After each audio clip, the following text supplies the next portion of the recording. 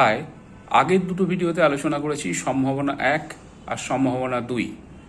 দুটি সম্ভাবনা আলোচনা করেছি যে ভারতীয় বাজার কিভাবে আবার যে অল টাইম হাই ব্রেক করে নতুন অল টাইম হাই তৈরির দিকে 27,000 28,000-এর দিকে এগিয়ে যাওয়ার একটা চেষ্টা করতে পারে।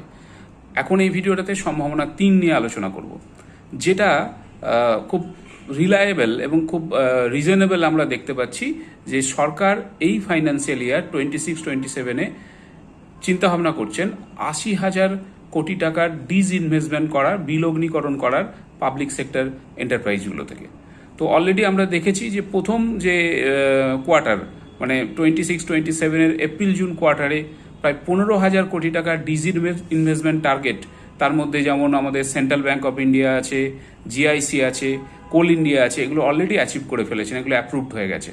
তো এই 80,000 কোটি টাকার যে টার্গেট সরকার নিয়েছেন যে পাবলিক সেক্টর এন্টারপ্রাইজগুলোর যে বিলগ্নীকরণের, ডিসইনভেস্টমেন্টের, এটা কিন্তু মার্কেট সেন্টিমেন্টকে যথেষ্ট রকমের বুস্ট করতে পারে। কারণ এই ধরনের যে রিফর্ম, ইকোনমিক রিফর্মের একটা সবচেয়ে বড় অঙ্গ হচ্ছে সরকার তার ব্যবসা করার জায়গা থেকে সরে এসে যে সেখানে প্রাইভেট এন্টিটিকে ব্যবসা করার সুযোগ করে দেবে। কারণ এটা মার্কেট ইকোনমিস্টরা, বিশেষজ্ঞরা বলে থাকেন যে ব্যবসা করার জায়গা থেকে প্রাইভেটাইজেশন যদি, প্রাইভেট পার্টিসিপেশন যদি না বাড়ানো যায় পিএসইউগুলোতে, তাহলে এরা কখনোই কম্পিটিটিভ হবে না, এরা কখনোই আরও বেশি প্রোডাক্টিভ হয়ে উঠতে পারবে না।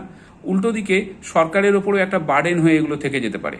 তো এই পিএসইউগুলোর যে ডিসইনভেস্টমেন্ট প্ল্যান যে সরকার নিয়েছে, আমরা লাস্ট 5 বছরে দেখেছি আস্তে আস্তে সেই ডিসইনভেস্টমেন্ট বা বিলগ্নীকরণের পরিমাণটা কিন্তু কমতে থাকছিল।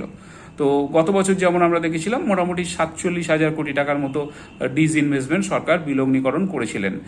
এবারের টার্গেট কিন্তু 80,000 কোটি টাকা। তো এই যে বিলগ্নীকরণের টার্গেট সরকার বাড়িয়েছে, মানে ইকোনমিক রিফর্মের দিকে আরও বেশি অ্যাক্সিলারেটেড ওয়েতে সরকার এগোচ্ছে, ইকোনমিক রিফর্মকে কিন্তু মার্কেট সবসময় খুব ভালোভাবে নিয়ে থাকে।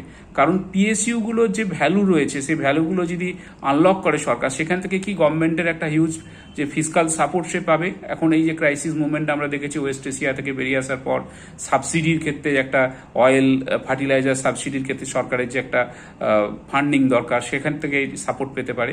তাছাড়াও এর মাধ্যমে বিভিন্ন ইনফ্রাস্ট্রাকচারাল গ্রোথ, সেগুলোও কিন্তু সরকার করতে পারে। কারণ সরকারের মূল কাজ হচ্ছে ইনফ্রাস্ট্রাকচার তৈরি করা, যে ইনফ্রাস্ট্রাকচারগুলোর উপর দাঁড়িয়ে দেশের ইকোনমিক গ্রোথ তৈরি হবে। তো এই ডিসইনভেস্টমেন্ট স্ট্র্যাটেজি সরকার যে খুব অ্যাক্টিভলি নিচ্ছে, এটা মার্কেট খুব পজিটিভলি নিতে পারে।